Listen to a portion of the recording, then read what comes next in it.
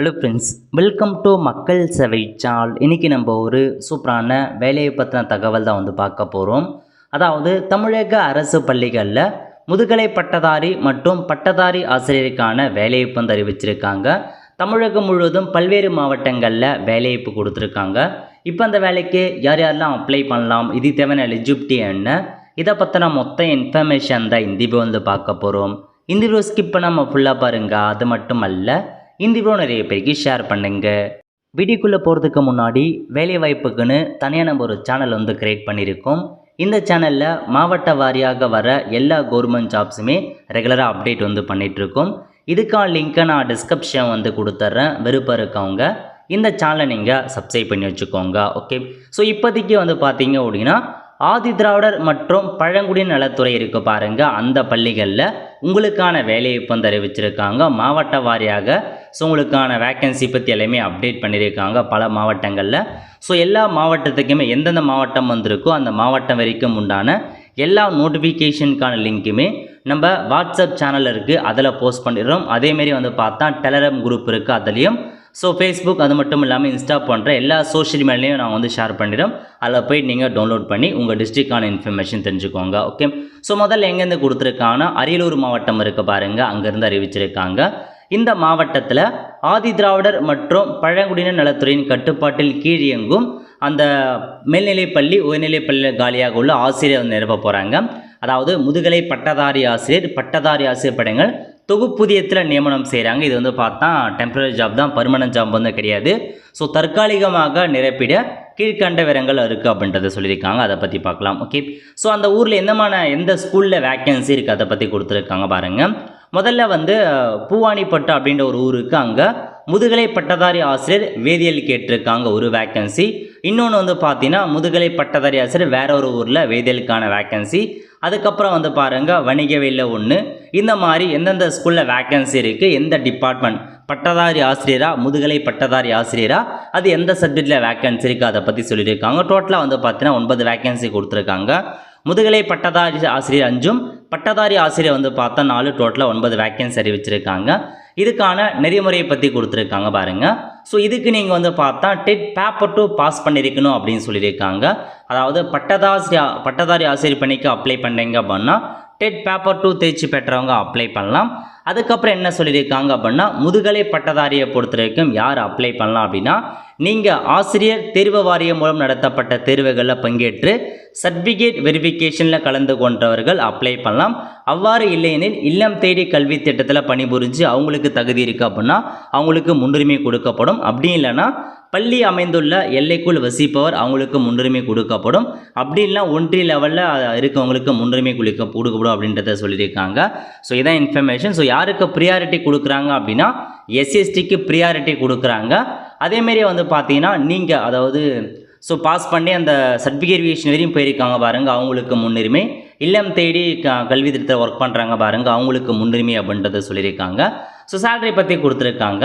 முதுகலை பட்டதாரி ஆசிரியருக்கு 18,000 ரூபாய் தற்காலிகமாக சேலரி கொடுக்குறாங்க. பட்டதாரி ஆசிரியருக்கு 15,000 ரூபாய் கொடுக்கப்படும் அப்படின்றத இதில் வெரிவிச்சிருக்காங்க. செக் பண்ணி பார்த்துக்கோங்க. 1 இயர் மட்டும் நீங்கள் ஒர்க் பண்ணுவீங்க அப்படின்றத சொல்லியிருக்காங்க. ஓகே, ஸோ அப்படி அப்ளை பண்ணுறவங்க அப்ளை பண்ணுங்க அப்படின்றத சொல்லியிருக்காங்க.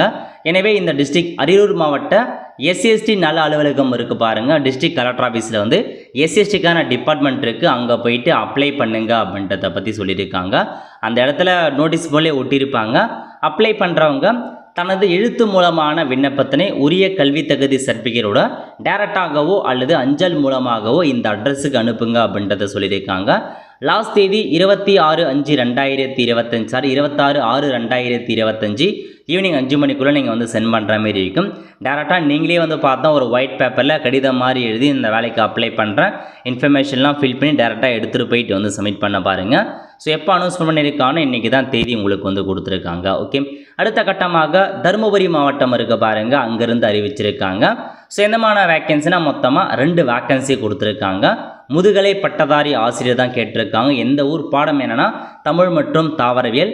கல்வி தகுதி முதுகலை பட்டதாரி ஆசிரியர் தமிழில் பார்த்தீங்கன்னா MA பிஎட் முடித்தவங்க, முதுகலை பட்டதாரி ஆசிரியர் தாவரவியலில் MSc பிஎட் முடித்தவங்க அப்ளை பண்ணிக்கலாம் அப்படின்றத சொல்லியிருக்காங்க. மற்றதுலையுமே அதை பார்த்த இன்ஃபர்மேஷன் தான். 26/6/2025 அதுக்குள்ளே அப்ளை பண்ணுங்கள்.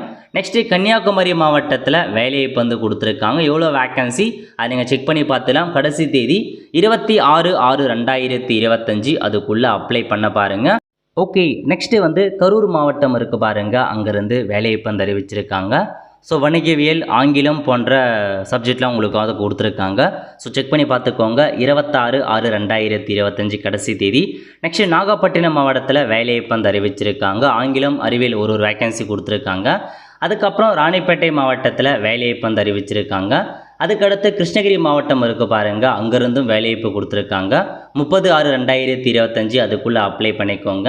நெக்ஸ்ட்டு ராமநாதபுரம் மாவட்டம் இருக்க பாருங்கள், அங்கேருந்து வேலைவாய்ப்பு கொடுத்துருக்காங்க. ஸோ லாஸ்ட் தேதி ஜூன் 25 அதுக்குள்ளே அப்ளை பண்ணுங்கள். நெக்ஸ்ட்டு வந்து பார்த்தா திருநெல்வேலி மாவட்டம் இருக்க பாருங்கள், அங்கேருந்து வேலைவாய்ப்பு வந்து அறிவிச்சிருக்காங்க. ஸோ கடைசி தேதி வந்து 26 ஜூன் 26 அதுக்குள்ளே அப்ளை பண்ணிக்கோங்க. கடலூர் மாவட்டத்தில் உங்களுக்கான வேலைவாய்ப்பு கொடுத்துருக்காங்க. கடைசி தேதி 26/6/2025 கொடுத்துருக்காங்க. அதுக்கடுத்து தேனி மாவட்டம் இருக்குது பாருங்கள், அங்கேருந்து அறிவிச்சிருக்காங்க. ஸோ இப்போதைக்கு இந்த பல்வேறு மாவட்டங்களில் வேலைவாய்ப்பு வந்து கொடுத்துருக்காங்க. நீங்கள் செக் பண்ணிட்டு அப்ளை பண்ணிக்கோங்க. எல்லா லிங்க்குமே எல்லா பிடிஎஃபையும் நான் வந்து பார்த்தா வாட்ஸ்அப் சேனல், டெலகிராம் குரூப் எல்லாத்தையுமே நான் ஷேர் பண்ணிடுறேன். தேவைப்படுறவங்க ஏதாச்சும் ஒரு சோஷியல் மீடியா பிளாட்ஃபார்மில் போய்ட்டு நீங்கள் டவுன்லோட் பண்ணிக்கோங்க. ஸோ இது வந்து பார்த்தா ஒரு டெம்பரரி ஜாப் தான். ஆதிதிராவிடர் வெல்ஃபேர் டிபார்ட்மெண்ட் ஸ்கூல் இருக்குது பாருங்கள், அங்கேருந்து தான் வேலைவாய்ப்பு கொடுத்துருக்காங்க. கம்மி வேக்கன்சி தான். ஸோ விருப்பம் இருக்கவங்க, தகுதி இருக்கவங்க அப்ளை பண்ண பாருங்கள். 1 இயர் வரைக்கும் டெம்பரரியாக நீங்கள் வந்து ஒர்க் பண்ணுவீங்க. கடைசி தேதி வந்து பார்த்தா நிறையா 25 கொடுத்துருக்காங்க, ஒரு சில 26 கொடுத்துருக்காங்க.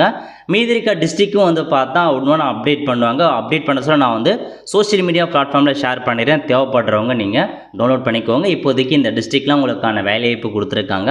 அப்ளை பண்ணுறதுக்கு நீங்களே ஒயிட் பேப்பரில் எழுதி மேலே எடுத்துகிட்டு போய் நீங்கள் சப்மிட் பண்ணுற மாதிரி இருக்கும். ஓகே ஃப்ரெண்ட்ஸ், ஸோ இதான் உங்களுக்கான இன்ஃபர்மேஷன். கண்டிப்பாக இந்த வீடியோ பிடிச்ச லைக் பண்ணுங்கள். அது மட்டும் அல்ல, இந்த வீடியோ நிறைய பேருக்கு ஷேர் பண்ணுங்கள். அடுத்த ஒரு நிலையில் சந்திப்போம். நன்றி, வணக்கம்.